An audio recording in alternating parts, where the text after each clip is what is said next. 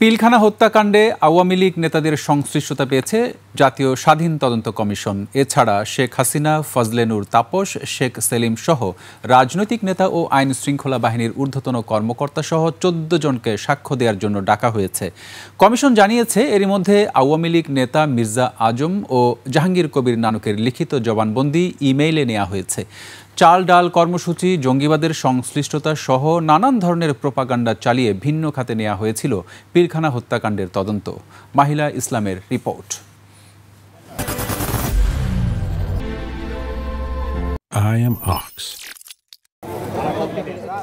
দেশের ইতিহাসে জঘন্যতম হত্যাকাণ্ড। ২০০৯ সাল ২৫ ফেব্রুয়ারি সকালে কলঙ্কজনক ঘটনার সাক্ষী হয় দেশের মানুষ।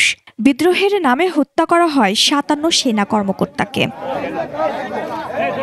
রাজধানীর সায়েন্স ল্যাবরেটরিতে বিডিআর হত্যাকাণ্ডের ঘটনায় গঠিত জাতীয় স্বাধীন তদন্ত কমিশনের তৃতীয় সংবাদ সম্মেলন। ঘটনার সময় আইন শৃঙ্খলা বাহিনীর নিষ্ক্রিয়তা ও গোয়েন্দা সংস্থাগুলোর ব্যর্থতায় ভয়াবহ রূপ নেয় পিলখানা হত্যাকাণ্ড। কমিশনের প্রধান জানান, এই হত্যাকাণ্ড তৎকালীন গুরুত্বপূর্ণ রাজনৈতিক কিছু ব্যক্তি সংশ্লিষ্ট রয়েছে। এরই মধ্যে শেখ হাসিনা, মেজর জেনারেল তারিক আহমেদ সিদ্দিকী, ফজলে নূর তাপস, শেখ সেলিম সহ ১৪ জনকে সাক্ষ্য দেওয়ার জন্য ডাকা হয়েছে। সাক্ষী হিসেবে খুবই গুরুত্বপূর্ণ, কাজে এদের সাক্ষ্য আমরা এখন পর্যন্ত নিতে পারিনি। ২ জন পালিয়ে থাকা রাজনীতিবিদ, তারা ওয়েবসাইটের মাধ্যমে, ইমেলের মাধ্যমে তাদের সাক্ষ্য দিয়েছেন। একজন হলেন মির্জা আজম আর একজন হলো নাম। এই ২ জন তাদের লিখিত বক্তব্য আমাদেরকে দিয়েছেন, সেটা আমরা পর্যালোচনা করেছি।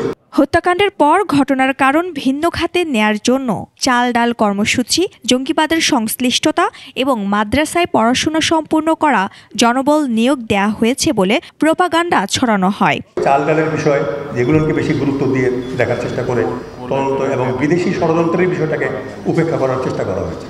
তো কাজেই আমি মনে করি যে এটা ভিন্ন খাতে প্রভাবিত করার একটা চেষ্টা ওই সময় তদন্তগুলোতে ছিল। এখনও ৫০ জনের সাক্ষ্য গ্রহণ এবং কয়েকটি বিদেশি সংস্থার কাছ থেকে তথ্য সংগ্রহ বাকি থাকায় আগামী ৩০ সেপ্টেম্বর পর্যন্ত চূড়ান্ত তদন্ত প্রতিবেদন দাখিলের সময় বাড়ানোর অনুরোধ করা হয়েছে বলে জানিয়েছে কমিশন।